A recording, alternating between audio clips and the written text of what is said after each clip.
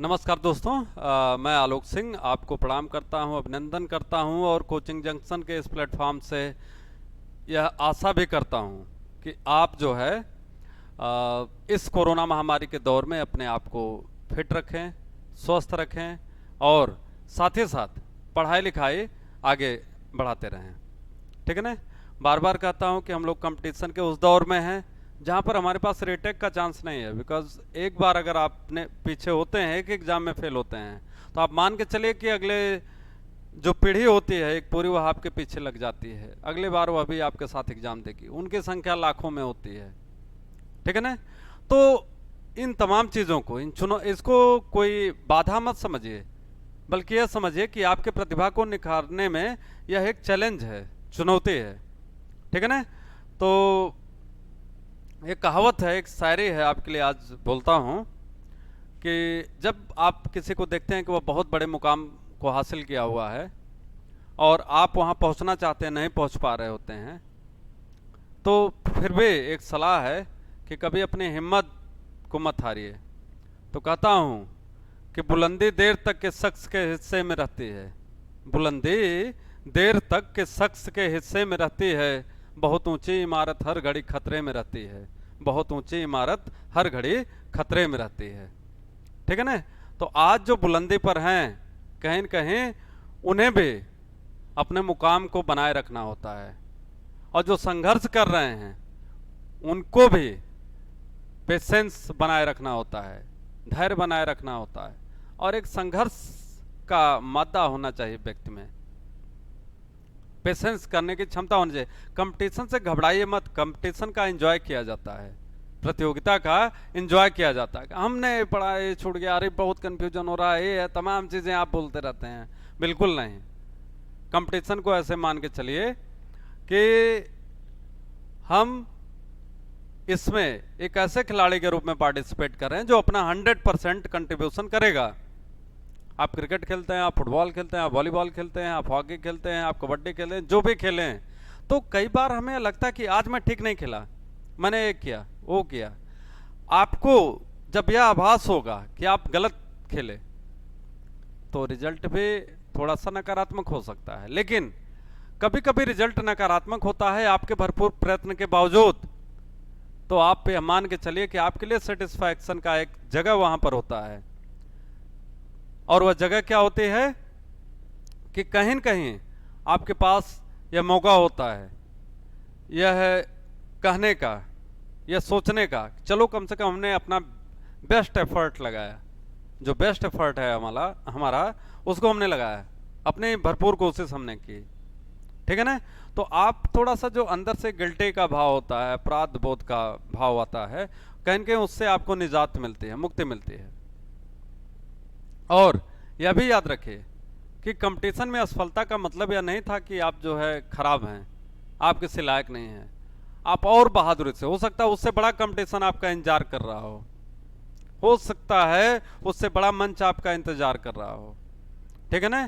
तो कभी किसी के खोने का, कभी किसी के जाने का, कभी किसी के न होने का गम मत मनाइए, उसको एक चैलेंज के रूप में लीजिए दोस्तों। और यह एक अनुभव के बाद बता रहा हूं, एक संघर्ष की स्थिति को आपको बता रहा हूं। कई बार होता है कि जब हम सफलता के मुकाम पर पहुंचने वाले होते हैं, लेकिन दो चार असफलताएं पीछे मिल जाती हैं, तो हम हिम्मत हार जाते हैं। बिल्कुल नहीं। ठीक है ना। और अपने रणनीति को बनाइए, अपनी योजना को बनाइए और उस पर ईमानदारी से क्रियान्वयन करिए। तो एक और लाइन आपके लिए आज बोलता हूं, किसी शायर का है कि जिंदगी भर गुफ्तगू हुई गैरों से मगर, जिंदगी भर गुफ्तगू हुई गैरों से मगर, आज तक हमसे हमारी ही मुलाकात ना हुई, आज तक हमसे हमारी ही मुलाकात ना हुई। यह बता रहा है कि कहीं न कहीं आपको पर डे अपनी एक रणनीति निर्धारित करनी होती है। ठीक है ना। अपने विषय में कुछ करना। हम बहुत सारा टाइम दूसरों के ऊपर देख लेते हैं, फला की इतनी तैयारी हो गई, वो तो अब क्वालिफाई कर जाएगा, मैं उसके टक्कर का नहीं हूं, सामने वाला बहुत तैयार है। बिल्कुल नहीं। हो सकता है कुछ ने 4 क्वेश्चन आपसे इसलिए पूछ लिया हो कि वो आपको फ्रस्ट्रेट करना चाहता हो और वो पढ़ा हो। आपके पास भी 10 ऐसे प्रश्न होंगे जो आप उससे पूछ दें तो वह भी फ्रस्ट्रेट हो जाए। लेकिन इसकी जरूरत नहीं है आपको, आप हिम्मत मत हारिए, आप पेशेंस बनाए रखिए और इसी पेशेंस के साथ कंपटीशन को बीट किया जाता है। ठीक है ना। तो चलिए दोस्तों, यह सब बातें तो एक प्रेरणा के रूप में, एक इंस्पिरेशन के रूप में हम आप करते हैं, करना भी चाहिए, होना भी चाहिए, लेकिन असली जो चीज़ है वह पढ़ाई एक योजना के तहत, तो उसको भी देखते हैं। तो हम लोग आ गए थे धीरे धीरे प्रस्तावना पर, भारतीय संविधान की प्रस्तावना, प्रेम्बल पर। ठीक है ना। तो प्रस्तावना को सबसे पहले बताया गया आपको कि 13 दिसंबर को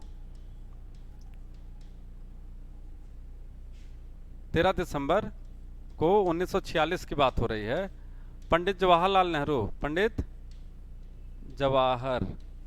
नेहरू ने संविधान सभा के समक्ष प्रस्तुत किया, संविधान सभा के समक्ष प्रस्तुत किया। ठीक है ना।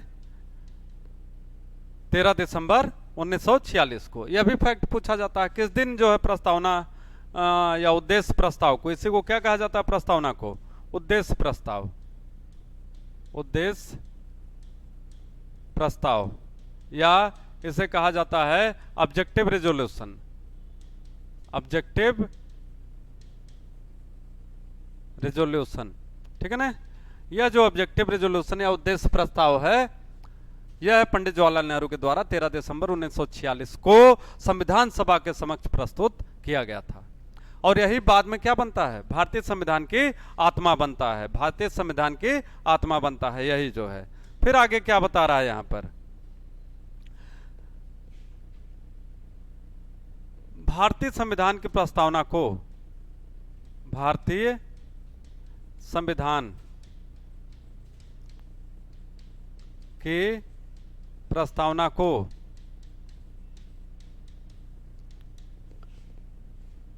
संविधान की आत्मा, इन्वर्टेड कॉमा में, संविधान की आत्मा कहा जाता है, आत्मा कहा जाता है। ठीक है ना। कह रहा है preamble of the Indian constitution is known as heart and soul of Indian constitution. भारतीय संविधान की सोल कही जाती है, आत्मा कही जाती है। ठीक है। क्यों? क्योंकि यह वास्तव में भारतीय संविधान का एक दर्शन है, एक ऑब्जेक्टिव है, एक उद्देश्य है, यह एक टारगेट है, लक्ष्य है कि भारत के संविधान को प्राप्त क्या करना है, भारत के संविधान को क्या प्राप्त करना है, और भारतीय संविधान का नेचर कैसा है, उसका कैरेक्टर कैसा है, उसका स्वरूप कैसा है। तो दोस्तों यह जानना हो तो प्रस्तावना को ठीक से पढ़िए। ठीक है ना। प्रस्तावना आपको बता दे कि भारत का संविधान कहां जा रहा है, किस ढर्रे पर जा रहा है, किस लाइन पर जा रहा है, और कहां पर हमारे संविधान निर्माता हमें लेके जाना चाहते थे। ठीक है ना। तो इस चीज को नोट करिए, भारतीय संविधान की प्रस्तावना को संविधान की आत्मा कहा जाता है। लेकिन फिर एक पीछे का प्रश्न है कि डॉक्टर भीमराव अंबेडकर ने किसे संविधान की आत्मा कहा। तो भारत में अगर हम बात करें तो डॉक्टर भीमराव अंबेडकर ने अनुच्छेद 32 जो संवैधानिक उपचारों का अधिकार है उसे संविधान की आत्मा कहा था। अनुच्छेद 32 को, संवैधानिक उपचारों का अधिकार, राइट टू कॉन्स्टिट्यूशनल रेमेडीज को। ठीक है। तो यह चीज आप ध्यान दीजिए, यहां पर बहुत महत्वपूर्ण है कि एक ओवरऑल अगर हम व्यू की बात करें, एक परसेप्शन की बात करें, एक समरी की बात करें, तो भारतीय संविधान की आत्मा उसकी प्रस्तावना है। ठीक है ना। आगे देखा जाए प्रस्तावना में क्या कहता है, पहला लाइन देखिए, कहता है हम भारत के लोग, हम भारत के लोग, यह शब्द याद करिए, we the people of India. English में क्या कहा जा रहा है, we the people of India, we the people of India.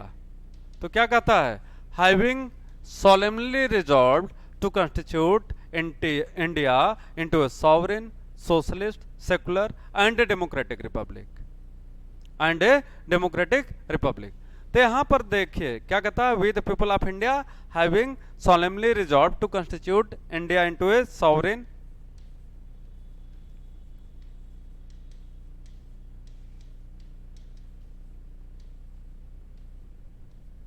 socialist, जिसे समाजवादी कहा जाता है, सेकुलर, जिससे क्या कहा गया, पंथ निरपेक्ष,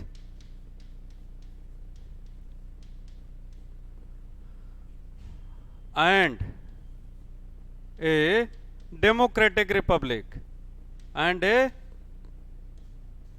डेमोक्रेटिक रिपब्लिक। ठीक है ना, यह लाइन कह रहा है, शुरुआती लाइन जो है प्रस्तावना की। तो यह जो लाइन आपको दिखाई जा रही है यहां पर, we the people of India having solemnly resolved to constitute India into a, Bharat को किसमें परिवर्तित करना चाहते हैं, संप्रभु। संप्रभु को क्या कहा जाता है, पूर्ण प्रभुत्व संपन्न, प्रभुत्व संपन्न, यह भी शब्द इस्तेमाल किया जाता है, पूर्ण प्रभुत्व संपन्न, सोशलिस्ट समाजवादी, सेकुलर पंथ निरपेक्ष, डेमोक्रेटिक लोकतांत्रिक, रिपब्लिक गणराज्य।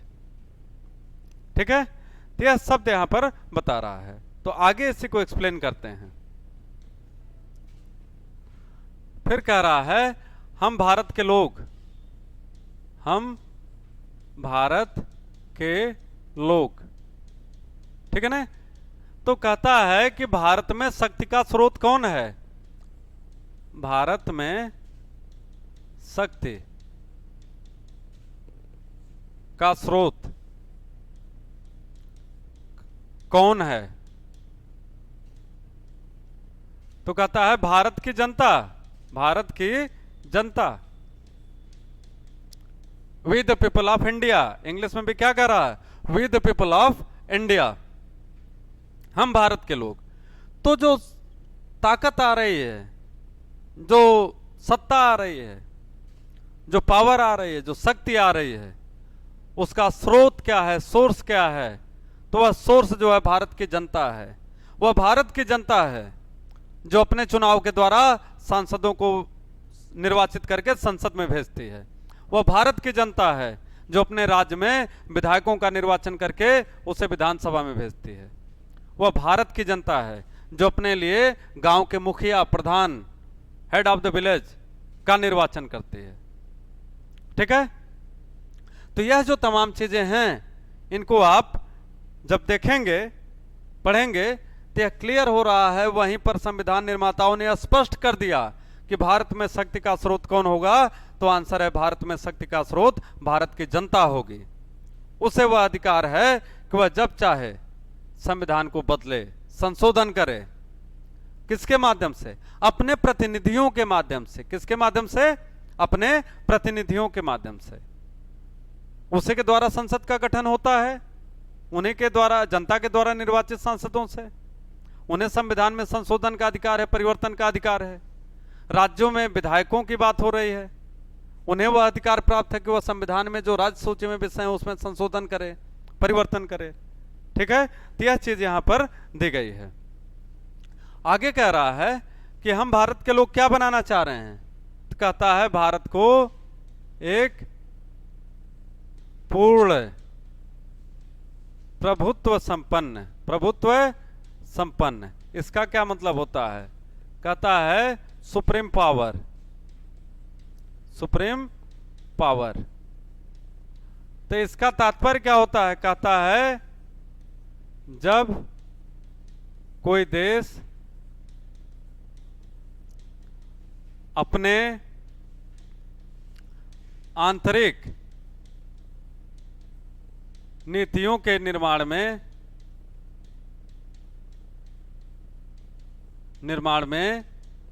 किसी अन्य देश के हस्तक्षेप को मानने हेतु बाध्य न हो, बाध्य न हो। ठीक है, कहता जब कोई देश अपने आंतरिक मामलों में किसी अन्य देश का, अन्य राज्य का हस्तक्षेप मानने के लिए बाध्य न हो। यह क्या होता है? तो वही उसे कहा जाता है पूर्ण प्रभुत्व संपन्न। मतलब जो पूरी ताकत है वह किसमें निहित है? उस देश में, उस देश में निहित है। ठीक है, तो यह चीज आपको यहां पर याद रखनी है। वही सुप्रीम है, वही सर्वोच्च है। ठीक है, फिर आगे बता रहा है पूर्ण प्रभुत्व संपन्न के बाद कहता है समाजवादी। क्या कहता है? समाजवादी। समाजवादी का तात्पर्य यह नेहरू के विचार से प्रेरित थी, यह सोवियत संघ के विचार से प्रेरित था। कहां से? सोवियत संघ। और सोवियत संघ के इस विचार से पंडित जवाहरलाल नेहरू बहुत प्रेरित थे। इसी को रूस कहा जाता है। 91 से इसका नाम क्या हो गया? रूस, सोवियत संघ का। ठीक है, तो पंडित जवाहरलाल नेहरू बहुत प्रभावित थे, लेकिन यह जो है संविधान में उस समय जोड़ा नहीं गया था। ठीक है ना, तो यहां पर नोट कर सकते हैं, नोट लिख करके, कि भारतीय संविधान की प्रस्तावना में, भारतीय संविधान की प्रस्तावना में समाजवादी, पंथनिरपेक्ष एवं अखंडता शब्द को 42वें संविधान संशोधन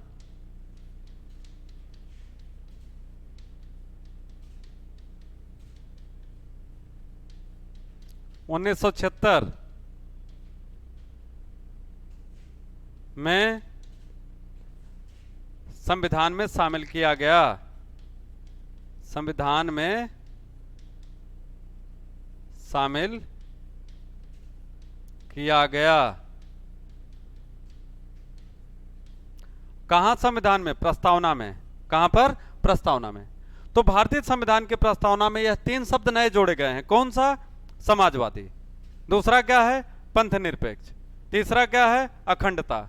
इन तीनों शब्दों को देखेंगे प्रस्तावना में, तो कह रहा है कि यह 42वें संविधान संशोधन के द्वारा 1976 में जोड़ा गया था इसको। ठीक है ना, आगे थोड़ा देखते हैं। समाजवादी का मतलब समझिए।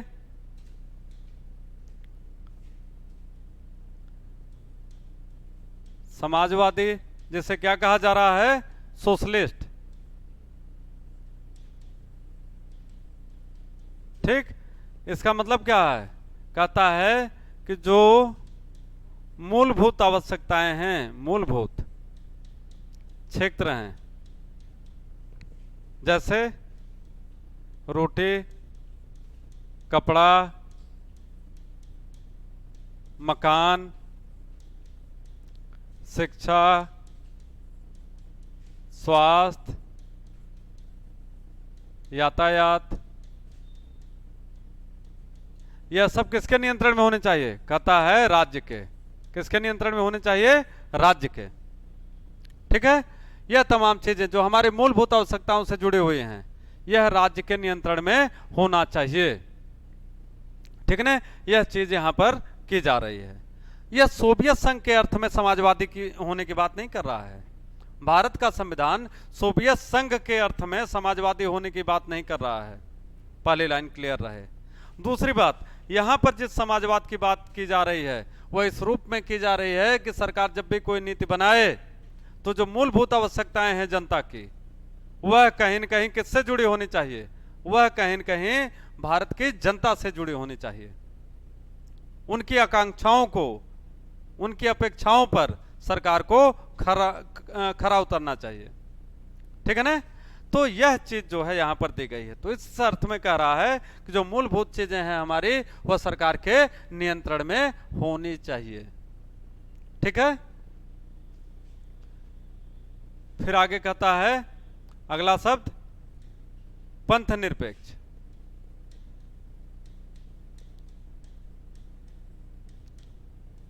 पंथ निरपेक्षता लिख देता हूं, जिसे कहा जाता है सेकुलर। सेकुलर, यहां थोड़ा करेक्शन भी कर सकते हैं, पंथ निरपेक्ष ही खाली लिखिए, ठीक है, सॉरी, सेकुलर या पंथ निरपेक्ष, ठीक है ना। तो पंथ निरपेक्षता की अगर हम बात करें तो इसका जनक कौन है? इस शब्द का जनक, इस विचारधारा का जनक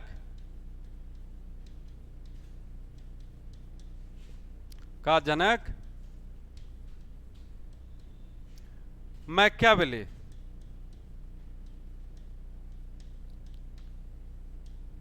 जिसका जन्म कहां हुआ था? इटली में, ठीक है ना, 1469 में। 1469 में मैकियावेली का जन्म कहां हुआ? इटली के फ्लोरेंस नामक स्टेट में, सिटी में, फ्लोरेंस, ठीक है, फ्लोरेंस नामक सिटी में हुआ था। तो मध्यकाल में ही, मध्यकाल की जब समाप्ति हो रही थी इतिहास के हिसाब से अगर हम बात करें, तो वहां पर मैकियावेली ने एक शब्द प्रयोग किया जिसका तात्पर्य था धर्मनिरपेक्ष। तो भारतीय संविधान में अगर हम बात करें तो पंथ निरपेक्ष शब्द का प्रयोग हिंदी में किया गया है। तो पंथ निरपेक्ष और धर्मनिरपेक्ष का भाव यहां पर एक जैसा माना गया है, ठीक है ना। तो यहां पर बहुत स्पष्ट रूप से भारत का संविधान कहता है कि राज्य किसी भी पंथ को राजपंथ या राजधर्म के रूप में स्वीकार नहीं करेगा, स्वीकार नहीं करेगा, ठीक। फिर कहता है राज्य किसी एक धर्म को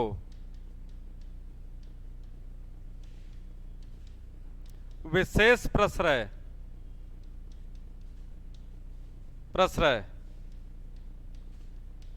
नहीं देगा, ठीक है। राज्य सभी धर्मों से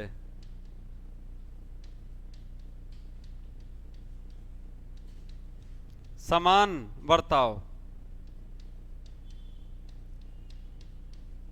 स्थापित करेगा, ठीक है। तो हमें लगता है कि यह लाइन आपको क्लियर होनी चाहिए, इसमें कोई डाउट नहीं होना चाहिए। तो राज्य नहीं कहेगा कि हम हिंदू राष्ट्र हैं, हम मुस्लिम राष्ट्र हैं, हम ईसाई राष्ट्र हैं, बिल्कुल नहीं। तो कहता है कि यहां पर किसी भी पंथ के हिसाब से अगर हम बात करते हैं, तो चाहे वह हम सनातन धर्म में बात करें, जिसे हिंदू धर्म आप कहते हैं, वहां शैव और वैष्णव,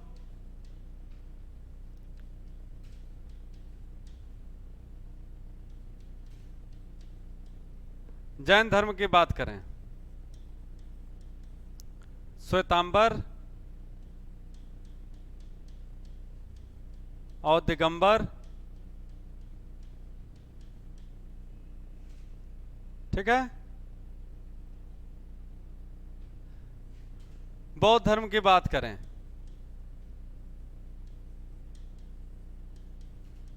तो हीनयान, महायान। इस्लाम की बात करें तो इसमें शिया और सुन्नी।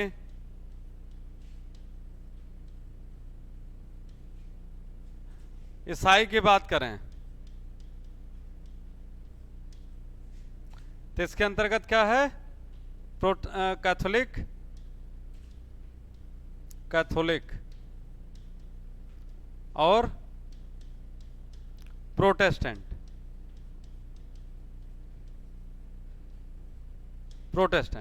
तो कहता है इस आधार पर जो सेक्ट है, जो पंथ है, इस आधार पर भी भारत का संविधान किसी भी व्यक्ति को विशेष प्रश्रय की बात नहीं करता है, ठीक है। लेकिन फिर भी भारत के संविधान को यह कहा जाता है कि पश्चिमी संविधानों से, अमेरिका के संविधान से, इंग्लैंड के संविधान से थोड़ा सा भिन्न है यहां पर इस शब्द को लेकर के। क्यों?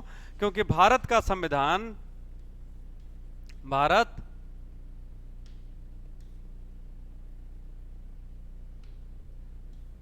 का संविधान अनुच्छेद 29 और 30 के माध्यम से अल्पसंख्यक वर्ग को विशेष प्रश्रय देता है, जबकि पंथ निरपेक्षता शब्द जो है, सेकुलरिज्म शब्द, इस बात के लिए अलाउ नहीं करता है। सेकुलर होने का मतलब है कि हम किसी भी विशेष धर्म को प्रश्रय न दें। तो कहने का मतलब यह भी है कि राज्य सभी धर्मों से समान दूरी स्थापित करेगा। धर्म जो है राजनीतिक मामलों में हस्तक्षेप नहीं करेगा। धर्म और राजनीति दोनों अलग क्षेत्र हैं। धर्म क्या है? धर्म निजी क्षेत्र का मामला है। धर्म निजी क्षेत्र का मामला है, निजी जीवन का, निजी क्षेत्र का। और राजनीति यह है सार्वजनिक जीवन का मैटर है, सार्वजनिक जीवन का मैटर है, ठीक है, पब्लिक अफेयर्स की बात है। तो कहता है किसी भी धर्म को यह अधिकार नहीं होगा कि वह राजनीतिक मामलों में हस्तक्षेप करे। लेकिन भारत में हमने कहा यह एक्सेप्शन है, क्योंकि यहां पर अनुच्छेद 29 और 30 यह अल्पसंख्यक वर्ग को विशेष सुरक्षा प्रदान करने की बात यहां पर की गई है। इसीलिए संविधान सभा में जब डिबेट होने लगा, डॉक्टर अंबेडकर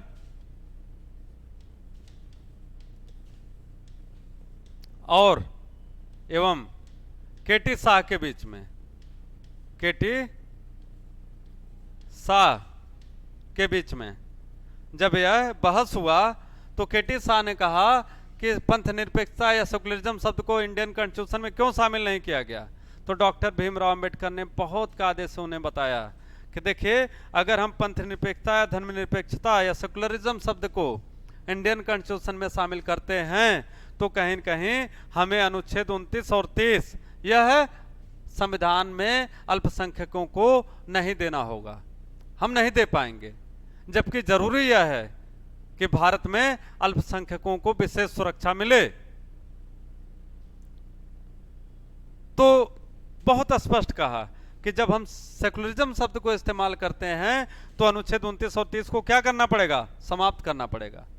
और अगर 29 और 30 दे रहे हैं, अल्पसंख्यक को विशेष दर्जा प्रदान कर रहे हैं, विशेष सुविधा प्रदान कर रहे हैं, तो निश्चित रूप से मित्रों यह बात क्लियर है कि हम सेकुलर शब्द नहीं जोड़ पाते। तो इसलिए हमने कहा कि इसे 42वें संविधान संशोधन के द्वारा 1976 में जोड़ा गया, वह एक राजनीतिक प्रकरण का पार्ट है।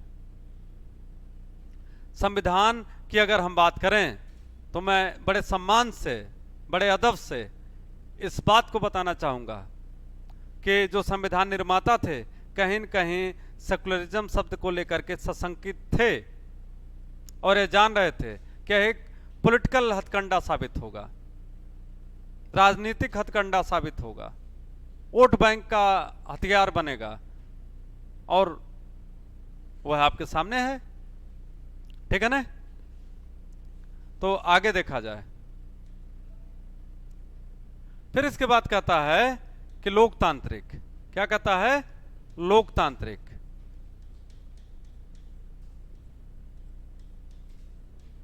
लोकतांत्रिक, डेमोक्रेटिक, लोकतांत्रिक गणराज्य। तो लोकतंत्र आप जानते ही हैं।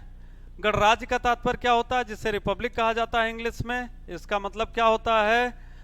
रिपब्लिक का मतलब होता है कि head of the state must be elected, head of the state must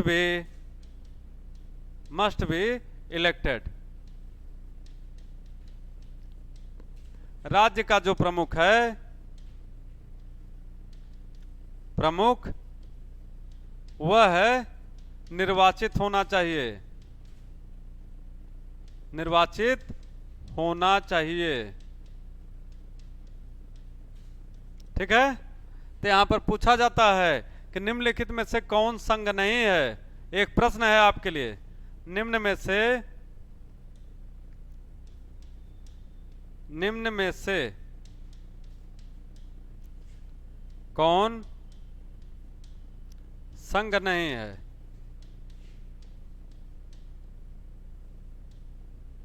option A Britain, B Bharat, C USA, D Canada. ठीक है ना, आंसर क्या होगा? ब्रिटेन। और ब्रिटेन गणराज्य नहीं है, ब्रिटेन गणराज्य भी नहीं है। ठीक है ना, क्योंकि ब्रिटेन में आप देखेंगे क्राउन का पोस्ट है।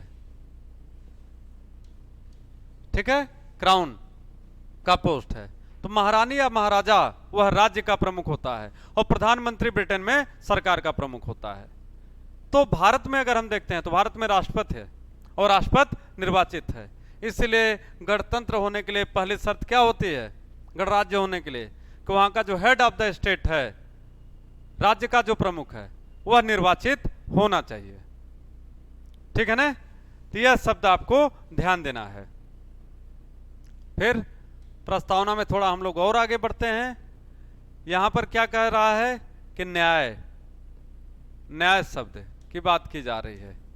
तो न्याय में कह रहा है कि सामाजिक न्याय, भारत का संविधान क्या देगा? सामाजिक न्याय, सामाजिक, आर्थिक एवं राजनैतिक न्याय, राजनैतिक न्याय दिलाएगा। सामाजिक, सोशल, यह आर्टिकल कहां है? आर्टिकल 15 में। आर्थिक की बात अगर हम करें तो कहां पर दिया गया है? आर्टिकल अनुच्छेद 16 के अंतर्गत दिया गया है। राजनीतिक की अगर हम बात करें तो आप देखिए कि निर्वाचन जो प्रणाली है पूरी वह इसी से जुड़ी हुई है, निर्वाचन। ठीक है ना, जिसमें आप चुनाव लड़ सकते हैं, मतदान कर सकते हैं, यह तमाम चीजें जो है आपके लिए दी गई हैं। तो यहां पर बहुत क्लियर है कि भारत का संविधान जो दर्शन अपना बना रहा, जो फिलॉसफी, जो एम और ऑब्जेक्टिव बना रहा, जो उद्देश्य बना रहा है, वह इस बात को लेकर के बना रहा है कि भारत के प्रत्येक नागरिक को सामाजिक न्याय मिलना चाहिए। मतलब जाति, धर्म, वंश, मूल, लिंग आदि के आधार पर सार्वजनिक स्थल पर कोई भेदभाव नहीं होना चाहिए। जाति, धर्म, मूल, वंश, लिंग आदि के आधार पर किसी सार्वजनिक स्थल पर कोई भेदभाव नहीं होना चाहिए। तो कहता है कि no one shall be deprived from public places on the ground of caste, class, gender, birth, colour, creed etcetera. ठीक है, यह अनुच्छेद 15 कहता है। यहां पर आर्थिक न्याय की अगर हम बात करते हैं तो कहता है कि no one shall be deprived in public employment, सार्वजनिक रोजगार में, सार्वजनिक रोजगार में किसी भी व्यक्ति को जाति, धर्म, वंश, मूल, लिंग आदि के आधार पर उसको वंचित नहीं किया जा सकता है। ठीक है, तो सार्वजनिक रोजगार जो है, जो पब्लिक एम्प्लॉयमेंट है, that shall be open to all, that must be accessible to all. ठीक है ना, each and every individual should have access to public employment that is there in article 16 of Indian constitution and it is mentioned in the preamble as well. ठीक है ना, तो यह भारतीय संविधान का क्या है? कह रहा है कि उद्देश्य है, ऑब्जेक्टिव है, यह दर्शन है। आगे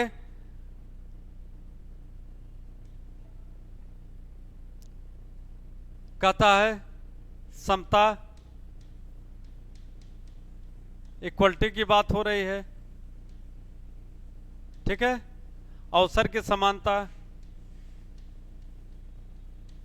की बात हो रही है, यह भी भारत का संविधान कहता है कि नागरिकों को मिलना चाहिए।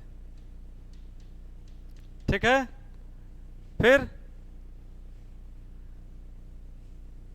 यह चीजें भारत के संविधान के प्रस्तावना में दी गई हैं कि इक्वलिटी मेंटेन होनी चाहिए, अवसर की समानता लोगों को मिलनी चाहिए। ठीक है ना।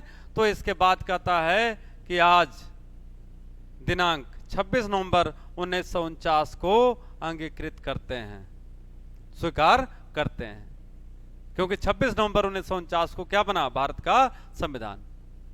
ठीक है, तो यह है आपका क्या रहा? प्रस्तावना। तो इतनी तमाम चीजों को देखने के बाद आपको यह निश्चित रूप से समझ में आया होगा कि क्यों भारतीय संविधान की जो प्रस्तावना है वह इसके दर्शन के रूप में जानी जाती है। क्यों इसे कहा जाता है कि यह भारतीय संविधान की हृदय और आत्मा है। ठीक है ना। क्या क्यों कहा जाता है भारतीय संविधान की हृदय और आत्मा है? ठीक है, तो आज आपको यहीं छोड़ रहा हूं। यह प्रस्तावना देखिए बहुत डिटेल में है, इसे समझने की जरूरत है, पढ़ने की जरूरत है, और यही सारी चीजें आपको आगे संविधान में मिलेंगे। तो बहुत बहुत धन्यवाद। आपका दिन मंगलमय हो, स्वस्थ रहिए, मस्त रहिए। Good luck to all of you. Take care, bye bye.